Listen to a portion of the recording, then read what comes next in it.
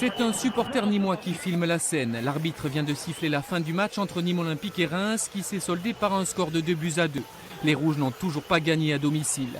Entre le capitaine nîmois Robert Malm et les supporters de la tribune Est, l'ambiance est électrique.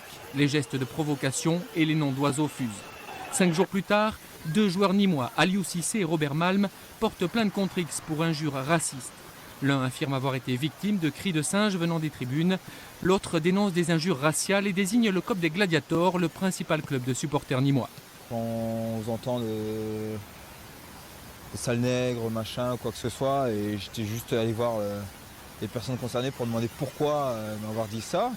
Pour les ultra-nîmois, la coupe est pleine. Non contents d'être privés de victoire, les voilà accusés de racisme. Eux qui justement se targuent d'avoir toujours été vigilants sur ce genre de dérive.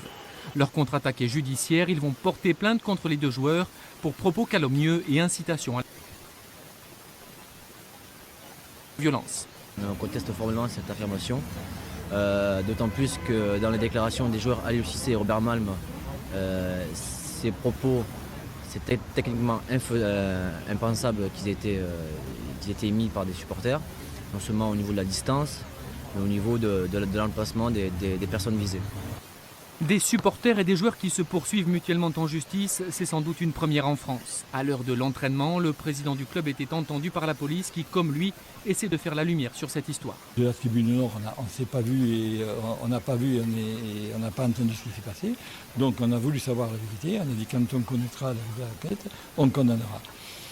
Nîmes Olympique n'avait vraiment pas besoin de cette polémique. Le club est toujours bon dernier de Ligue 2 et aura besoin de toutes ses forces pour garder un espoir de maintien.